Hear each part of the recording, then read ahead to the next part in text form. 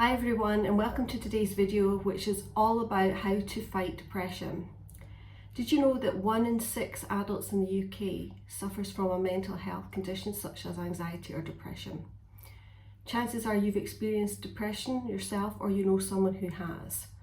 And depression can be an extremely debilitating condition and can affect every aspect of your life. It's not just about feeling sad or down or blue. It's also about complete absence of joy or happiness or interest in life.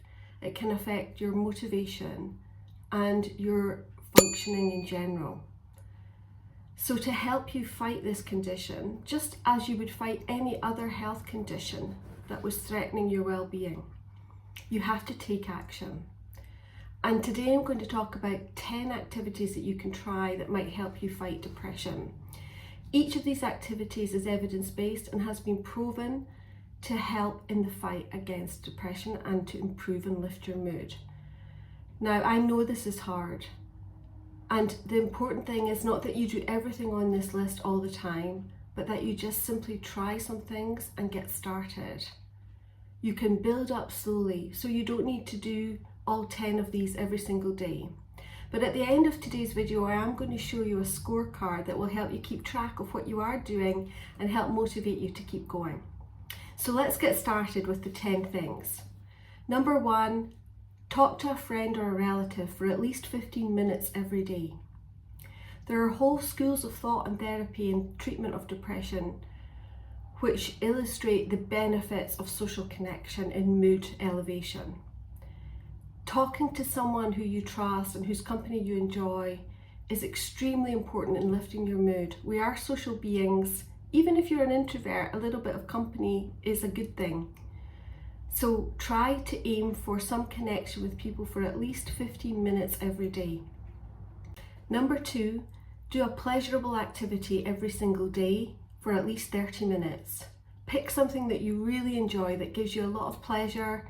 Maybe listening to some music, reading your favourite book, doing a jigsaw puzzle, going out for a walk, doing your favourite hobby. Pick something and try to do it for at least 30 minutes. This is an antidote to those feelings of lack of pleasure and joy in life. Deliberately trying to increase those feelings is going to help you and help to lift your mood over time. Number 3, exercise. I've talked about the benefits of exercise and of getting outdoors in a previous short video, which I'll link to either here or in the description below. So if you're interested in that, check it out. But we're talking about getting out and walking, if nothing else, because walking is extremely important, and preferably outside in the daylight. The natural daylight can really lift levels of your neurotransmitters like serotonin and dopamine and combat stress hormones like cortisol. So getting out for a short walk every day if you can, or as often as you can, is extremely important in the fight against depression. Number 4, do a random act of kindness. Being able to give out to others really helps us feel good about ourselves and helps to lift our mood. It also allows us to focus on other people and on what they require and what they need. So doing a random act of kindness can really help you feel good and help to bring back those feelings of joy and pleasure in life. It needn't be anything big. It could be something small, like bringing your colleague a cup of coffee when they didn't ask for it. Think about what you could do in terms of bringing acts of kindness to others. Number 5, laugh. Laughing is a great antidote to those feelings of dejection and despair that come with depression. Find something that really makes you laugh, your favourite TV programme, a comedy film, anything that you enjoy, a cartoon, and really allow yourself a little bit of time every day to laugh out loud. It is a great antidote. Number 6, show yourself some self-compassion. This is tough and you're going through a really tough time. We've just talked about the importance of doing random acts of kindness for others, but it's also important that you show yourself some kindness. If it's really hard to do this, think of it this way. If you had a friend that was going through what you're going through right now, What would you say to them to help them get through it? How would you encourage them? What tone of voice would you use? Would you put a hand on their shoulder? Would you give them a hug? How would you help them? And once you've figured out how you would help a friend, apply those techniques to yourself. Writing down a supportive statement for yourself is also really important. So, for example, saying something to yourself like, "This is really tough and I give myself credit for trying to improve things." The best way to do this, I've found, is to write it down on a bit of card and have it somewhere handy. Keep it in your pocket, in your drawer, in your bag, and just get it out every now and again and read it. If you're on your own, read it out loud. If not, read it inside to yourself.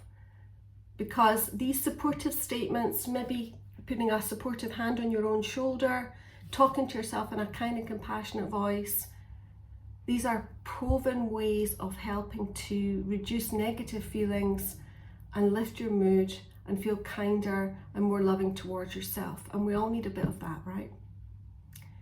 Number 7, do something productive that you're really good at. It could be anything. For example, if you're good at DIY, do something of that nature. If you're good in the garden, perfect time of year to get out and get going in the garden. If you're good at looking after pets and you don't have a pet, ask your neighbour if you can borrow their dog for a nice walk. Do something that you're good at, because that sense of achievement and productivity again really helps combat those feelings of dejection and feeling that you can't influence your situation. It gives you a huge boost in mood. Yes, it's short-lived, but if you keep doing that every day, it will eventually start to bite and will take hold and lift your mood over a longer period. Number 8, talk to someone about what you need. Tell them what you need. We all need help sometimes. It's hard to ask for help, but people are almost always happy to give you it if you ask. They can't read your mind. They need you to tell them.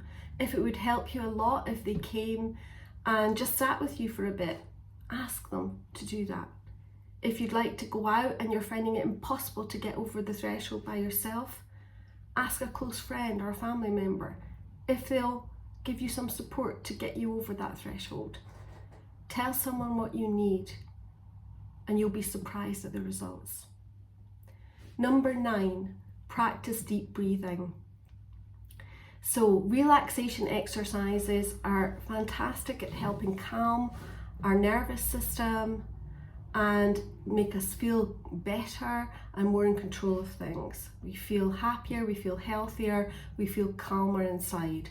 Any kind of breathing that slows your breathing and calms it, or any kind of relaxing meditation.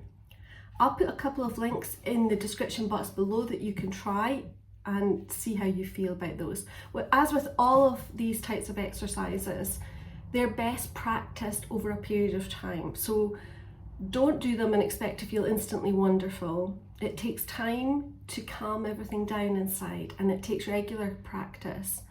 So doing something like that just for a few minutes every day, it needn't be very long, can really help set the mood for the day internally and help you feel on top of things.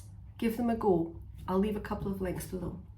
And finally, number 10, identify 3 good things that have happened to you today.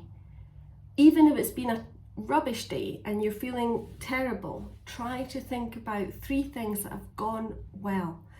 Maybe you've been able to eat some food today. Maybe you've been able to spend a bit of time with your kids, or you've been able to get out just for 5 minutes with the dog. Think about 3 good things, however small they are, and give yourself credit for those things. Because while you might say to yourself, oh, but I do those things all the time when I feel better, what's the big deal? The point is you're not feeling better at the moment. You're feeling really down, and it's really tough to feel good about anything. So when you focus your mind on the things that have gone well, it helps to put all those negative thoughts into the background. It helps you to focus on the things that are important. As an added benefit, practice gratitude for those things. So every night before you go to bed, think and write down 3 things that have gone well in the day, or 3 things that you're grateful for, you'll be amazed at the results, how good that makes you feel, again, if practiced over a period of time. So those are the 10 points that I wanted to make. Like I said at the beginning of the video, you don't have to do them all every day. Generally speaking, the more you do, the more consistently, the better the impact. But you have to start at a level that's manageable for you. There's no point in saying to yourself, I'm going to do all 10 every single day, but then find you can't maintain that. Then you'll end up feeling that you're not achieving anything, and that's not what we want. We want you to have some successes and some wins and to feel good again. So build it up slowly. Be realistic about what you can manage and how often you can do it, and try to go with that. You can always increase it. Equally, if you do start off and do loads, you can always tailor it back a bit. So I'm also going to show you, if I can figure it out technically, I'll put it up here so that you can see a way of making a scorecard so that you can rate yourself every day, what you've done and how your mood has been affected by it. It's a great way to link activities with your mood and to demonstrate the power of what you do over how you feel. So I'll link that either, as I say here, so that you can have a quick look at that, or I'll link it in the description below so that you can go and print that out.